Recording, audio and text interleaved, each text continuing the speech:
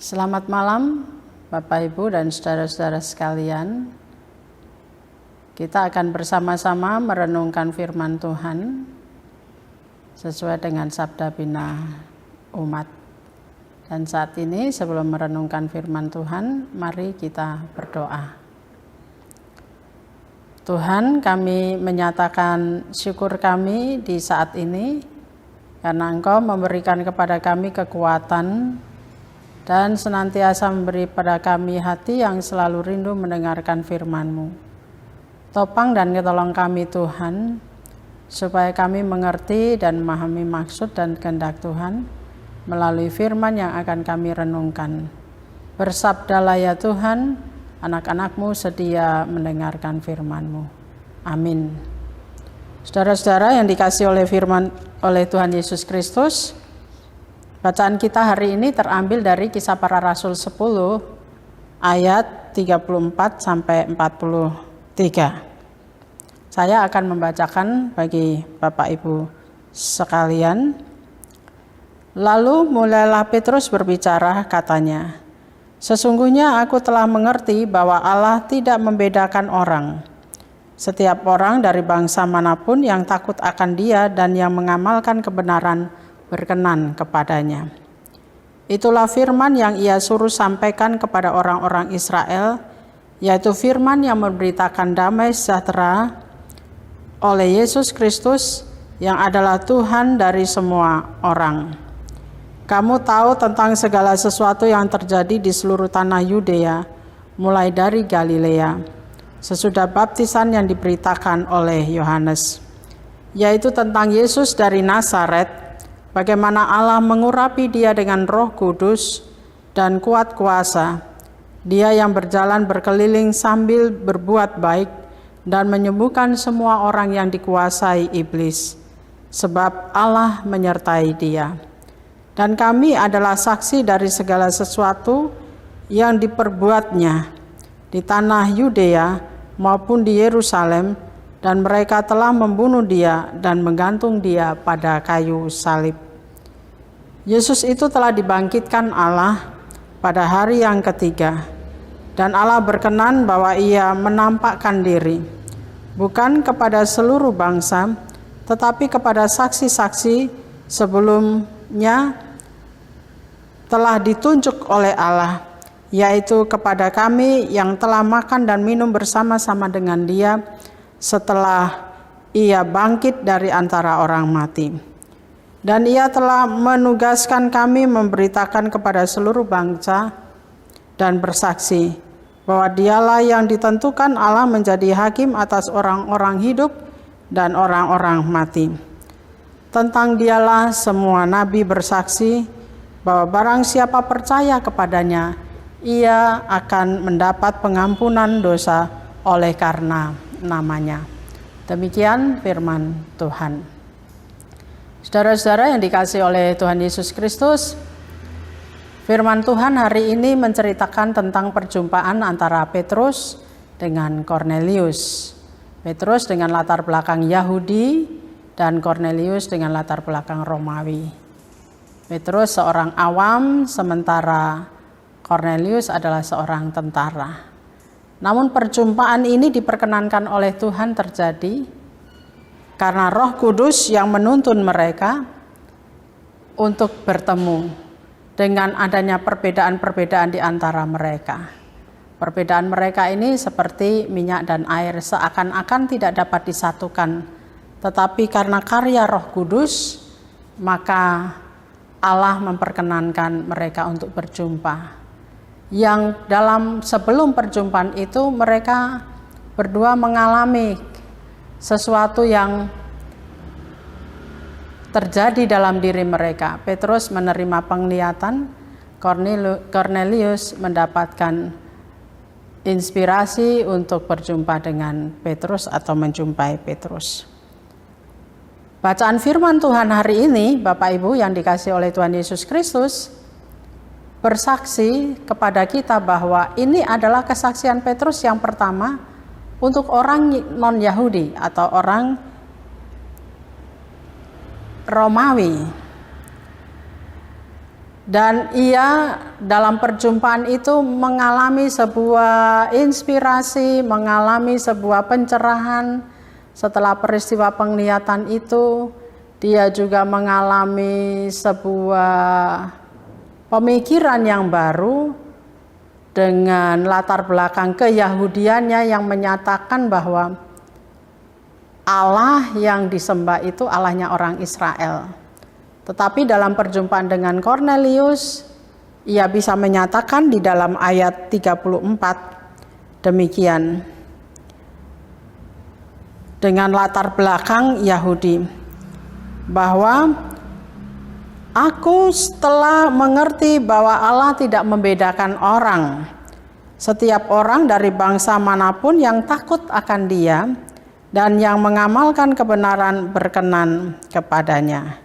Ini artinya bahwa Petrus mulai memiliki pemahaman yang baru bahwa Allah tidak memandang orang, Allah yang disembah Allah bagi semua bangsa. Dan dalam konteks itu Israel bukan lagi sebagai bangsa yang istimewa di hadapan Allah, hanya Israel saja bangsa yang kudus.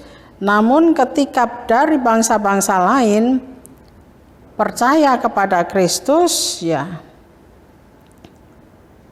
maka boleh dikatakan mereka memiliki kedudukan yang sama di hadapan Allah. Saudara-saudara yang dikasihi oleh Tuhan Yesus Kristus, karena itu di dalam ayat 35 sampai 36 dengan tegas dan lugas Petrus menyampaikan bahwa Allah itu tidak dapat dibagi-bagi. Allah yang adalah di dalam Yesus Kristus, yang adalah Tuhan, itu adalah Tuhan atas semua orang yang dapat membagikan kasih karunia-Nya kepada orang. Allah tidak dapat dibatasi oleh agama, Allah tidak dapat dibatasi oleh partai, Allah tidak dapat dibatasi oleh golongan tertentu. Tapi Allah menembus semua itu karena Allah itu adalah Allah untuk semua. Dan tugas yang diberikan kepada setiap orang yang percaya kepada Allah yaitu membawa damai sejahtera.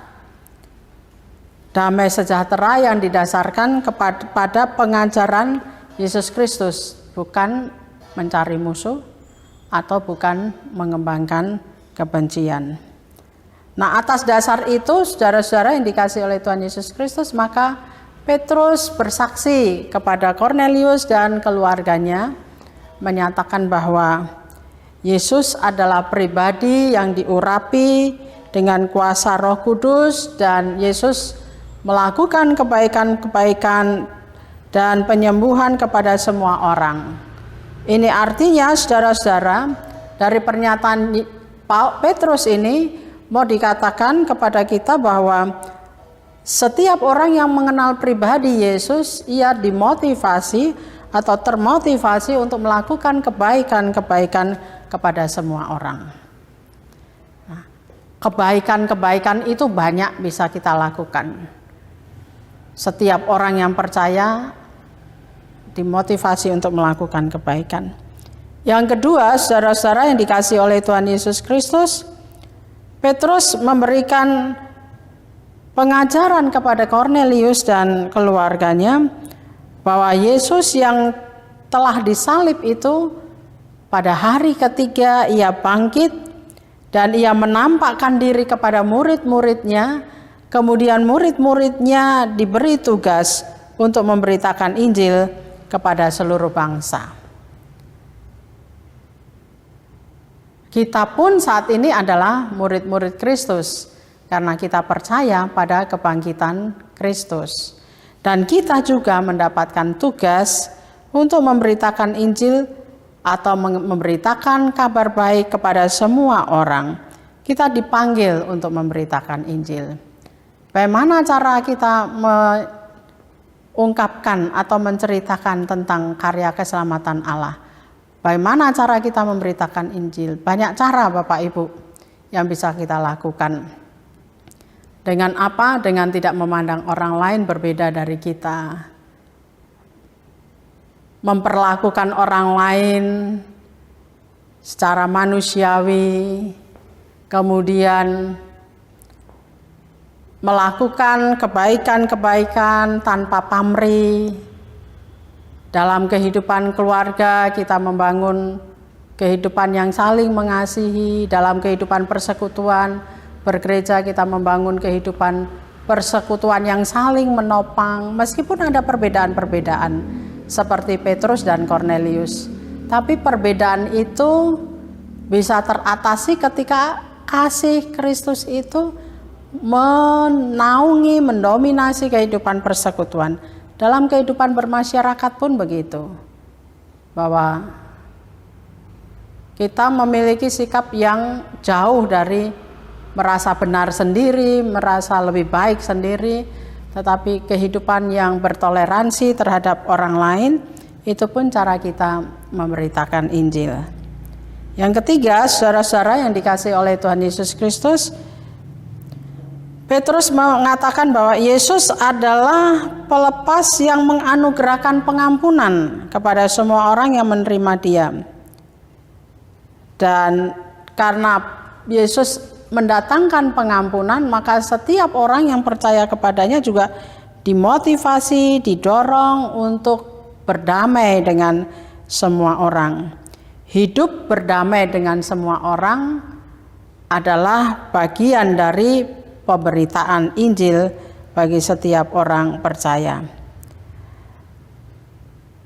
Menerima perbedaan-perbedaan yang ada itu adalah salah satu bagian cara kita untuk belajar mendatangkan damai sejahtera bagi setiap orang. Jangan sampai kita gagal fokus, Bapak Ibu, hadir untuk membawa damai. Kita hadir untuk membawa damai, kita hadir bukan untuk memperlemah, kita hadir bukan untuk memecah belah, tetapi kita hadir untuk mendatangkan sukacita. Kita hadir bukan untuk mendatangkan permusuhan, kita hadir bukan untuk mendatangkan keburukan-keburukan, tetapi kita dihadirkan oleh Allah di dunia ini untuk menjadi pembawa-pembawa damai. Saya mengutip ungkapan bijak dari Mater Teresa yang mengatakan, jangan biarkan setiap orang yang datang kepada Anda pergi tanpa merasa lebih baik dan lebih berbahagia. Jadilah ungkapan hidup dari kebaikan Tuhan, kebaikan dalam wajah Anda, kebaikan dalam mata Anda, dan kebaikan dalam senyum Anda. Saudara-saudara yang dikasihi oleh Tuhan Yesus Kristus, mari kita belajar seperti Petrus dan Kornelius. Meskipun ada perbedaan yang cukup jauh, tetapi di dalam Kristus, dalam kuasa Roh Kudus bisa dipersatukan karena ada sikap yang saling menopang, saling menguatkan, saling menaungi satu dengan yang lain. Masing-masing memiliki motivasi untuk melakukan kebaikan-kebaikan, masing-masing memiliki motivasi untuk hidup berdamai dengan orang lain di tengah-tengah perbedaan itu, dan masing-masing senantiasa menyatakan kebaikan-kebaikan melalui tutur kata dan perbuatan. Kiranya firman Tuhan ini menguatkan kita. Amin. Saudara-saudara yang dikasihi oleh Tuhan Yesus Kristus, mari kita berdoa. Tuhan, kami mengucap syukur untuk firman-Mu di malam hari ini. Kami datang kepadamu dalam ungkapan syukur bahwa firman-Mu memberikan kepada kami pengertian untuk kami belajar menerima orang lain dalam keperbedaan yang ada. Karena kasih karunia Tuhan senantiasa berlaku atas setiap orang. Jadikan kami pembawa-pembawa kebaikan, pembawa-pembawa damai. Jadikan kami senantiasa Tuhan berkat di tengah-tengah perbedaan yang ada, sehingga kami selalu menyatakan kemurahan dan kasih Tuhan lewat perbuatan kami. Kami serahkan akan kehidupan kami sepenuhnya ke dalam tangan-Mu. Kami saat ini juga menyatakan syukur kami bahwa hari ini Tuhan perkenankan kami untuk berkarya, beraktivitas, berjumpa dengan banyak orang, menjadi berkat bagi banyak orang.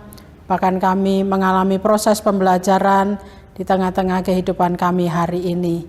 Biarlah semua apa yang terjadi dalam hidup kami hari ini menolong kami untuk mengalami proses hidup, proses belajar yang memberikan kepada kami inspirasi untuk kami menjadi lebih baik di hari-hari ke depan.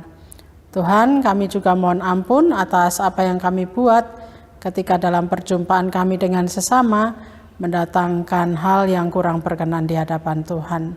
Kiranya Tuhan menolong kami agar kami senantiasa dimampukan oleh Tuhan untuk dapat mengendalikan dan menguasai diri. Kami akan beristirahat pada malam hari ini. Tuhan memberkati kami dalam waktu istirahat kami. Tuhan topang kami dan tolong kami di waktu istirahat kami. Biarlah berkat-berkat Tuhan mengalir atas hidup kami.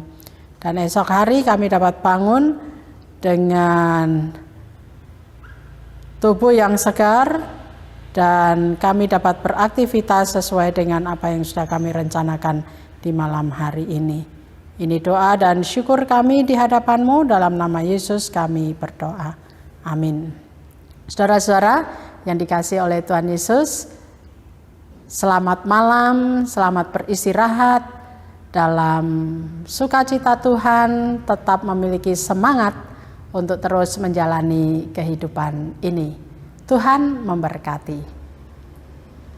Amin.